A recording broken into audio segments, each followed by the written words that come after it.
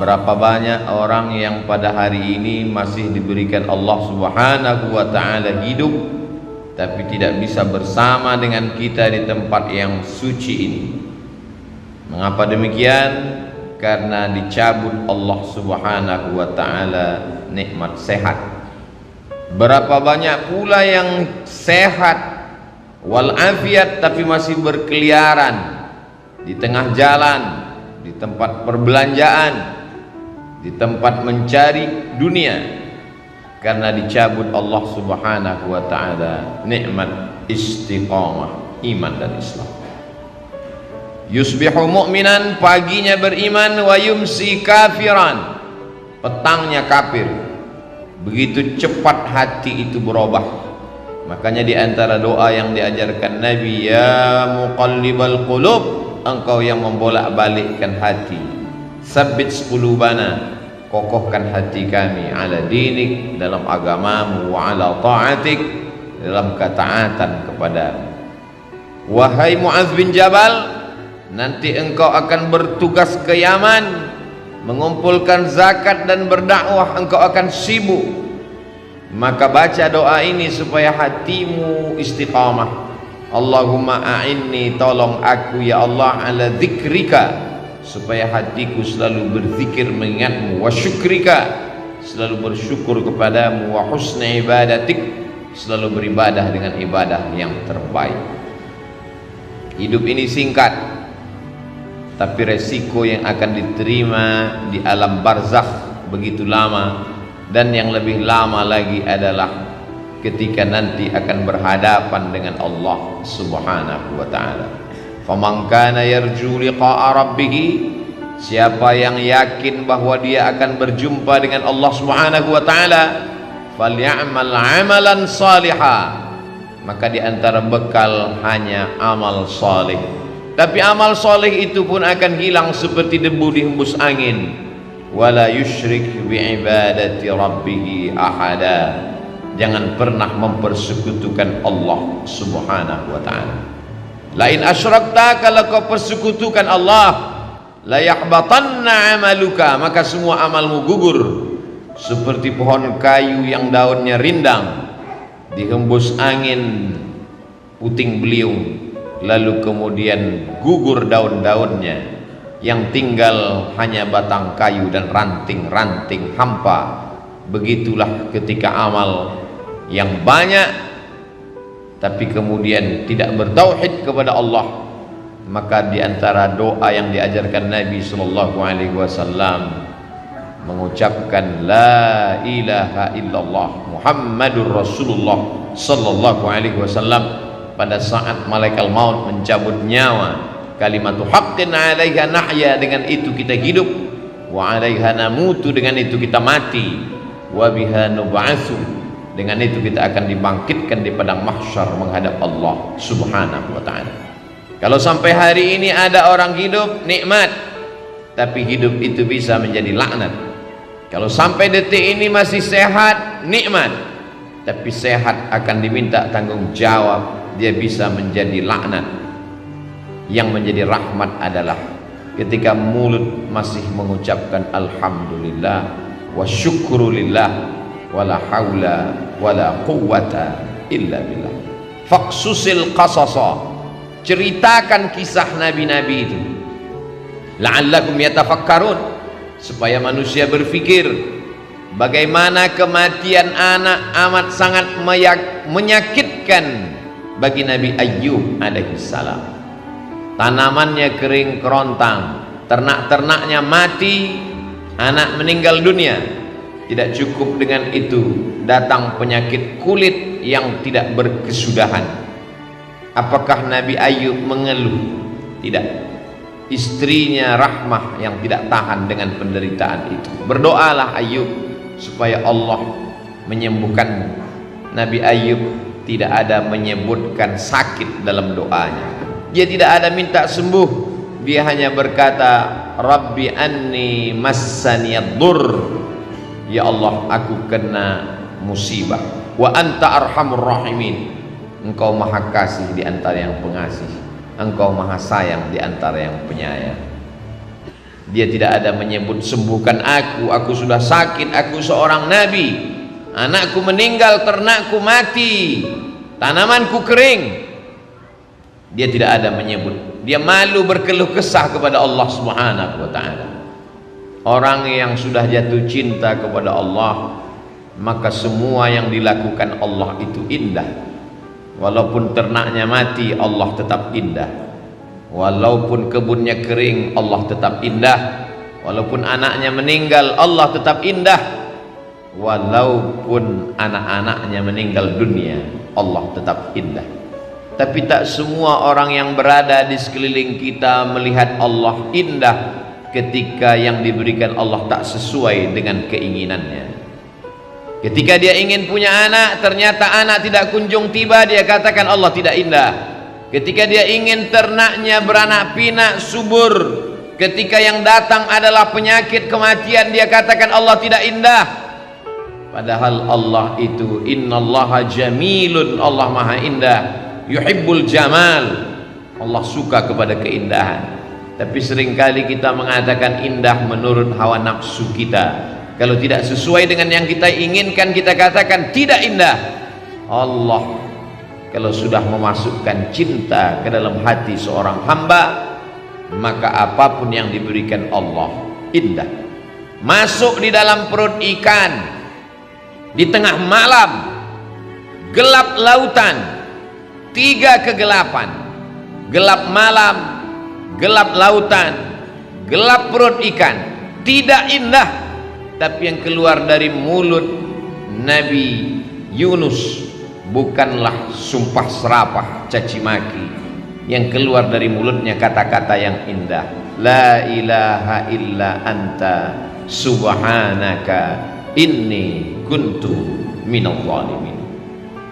Orang kalau sudah sampai pada tingkat cinta kepada Allah, maka semua yang dilakukan Allah terhadap dirinya indah. Seperti orang jatuh cinta terhadap bayi yang tidak berdosa. Datang bayi itu memukul wajahnya, dia tersenyum. Bayi itu mengencinginya, dia tertawa. Kenapa? Karena bayi tidak berdosa. Bayi bukan Tuhan. Bayi hanyalah hamba Allah, belum ada dosa pada dirinya. Semua yang dilakukan bayi itu indah. Kenapa? Karena orang tua sudah jatuh cinta kepada bayi.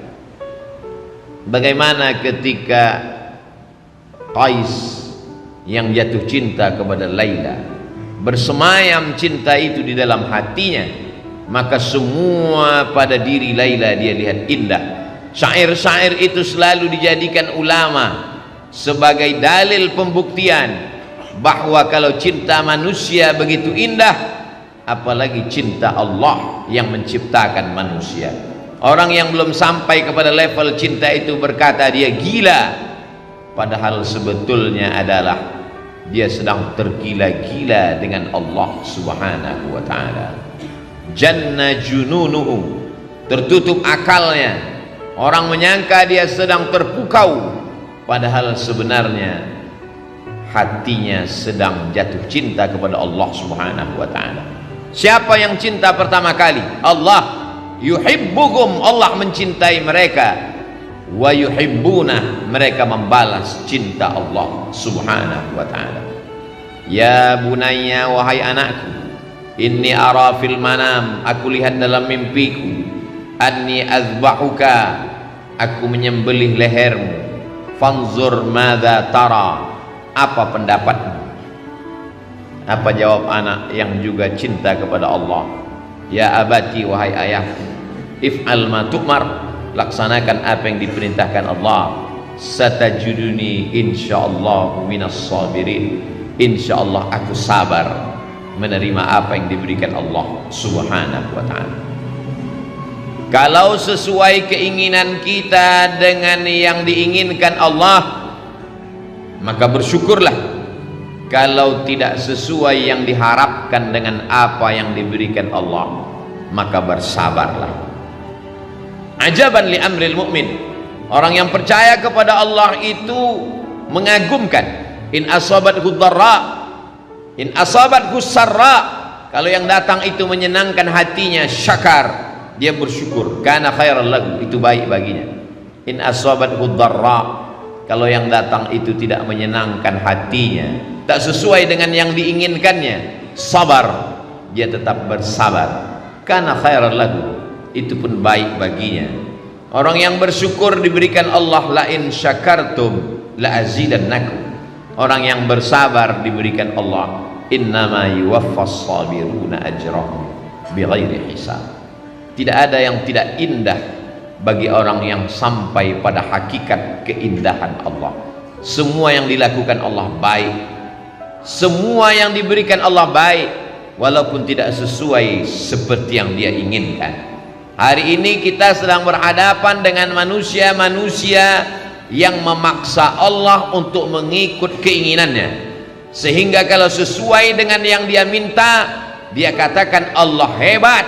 Tapi kalau tidak sesuai dengan kemauannya, maka dia tidak mau lagi beribadah kepada Allah. Sejak kapan Allah mengikut hawa nafsu? Sejak kapan Allah menjadi mengikuti keinginanmu?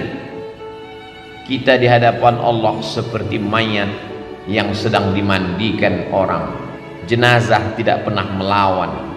Jenazah dimiringkan ke kanan, tangannya, hidungnya dicuci, dibasuh, disiram air. Kalau jenazah saja di hadapan orang yang memandikannya begitu lemah, bagaimana dengan kita di hadapan Allah Subhanahu wa ta'ala? Hakikat manusia adalah lemah, hakikat makhluk adalah makhluk. Dia tidak pernah menjadi khalik. Kalau kita paham hakikat ini, kita akan dapat tersenyum atas semua pemberian Allah Subhanahu wa ta'ala, walaupun sesuai dengan yang kita inginkan ataupun tidak kita inginkan. Allah ceritakan nabi-nabi itu dalam Al-Quran, la'allakum yatafakkarun, supaya kita berpikir. Kurang hebat apa lagi Nabi Nuh alaihi salam, tapi ketika tak sesuai dengan yang Allah berikan. Kurang hebat apa lagi Nabi Ibrahim alaihi salam, tapi tak semua yang dia jalani itu sesuai dengan yang kita inginkan. Kurang hebat apalagi Nabi Musa alaihi salam, tapi dalam kehidupannya juga penuh dengan tetes peluh keringat dan air mata. Belum lagi dia mukallaf, belum lagi dia berakal, dia terpaksa mesti dihanyutkan di tengah sungai Nil, sesuatu yang di luar logika akal manusia. Tidak indah menurut kita, tapi begitu kehendak Allah Subhanahu wa ta'ala. Dibesarkan di istana Fir'aun sampai akhirnya Allah mesti mengeluarkannya, jatuh menjadi pengembala kambing. Thamaniya ijaj, 8 musim, 8 tahun lamanya. Tidak indah bagi kita, tapi begitu kehendak Allah. Innama amruhu idza arada syai'an ayyaqula lahu kun fayakun. Kalau ada dalam hidup ini tidak indah, padahal kita sudah berbuat baik, berniat baik, berpikir baik, berkata baik, berbuat baik, datang tidak baik, satu-satunya kunci hanya husnuzan kepada Allah Subhanahu wa ta'ala. Husnuzan kepada Allah itu indah. Innama ana inda husni zanni abdi bi, aku menurut prasangka hambaku kepadaku. Satu-satunya cara menerima keputusan Allah hanyalah ridha. Makanya sebelum matahari terbit kita katakan, raditu billahi rabba, aku ridha engkau sebagai Rabbku, aku ridha engkau sebagai penciptaku, aku ridha engkau sebagai pengatur hidupku. Kuserahkan semuanya kepadaku. Setelah aku berusaha, setelah aku berdoa, setelah aku bertawakal, puncaknya adalah ridha.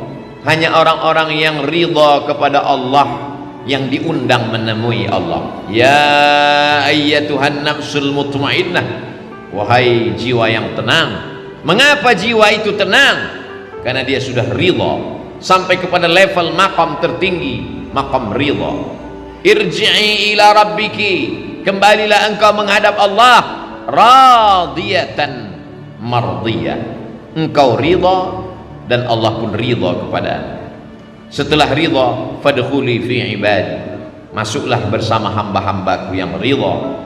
Wadkhuli jannati, masuklah ke dalam surgaku, karena hanya orang-orang yang ridha kepadaku lah yang masuk ke dalam surga.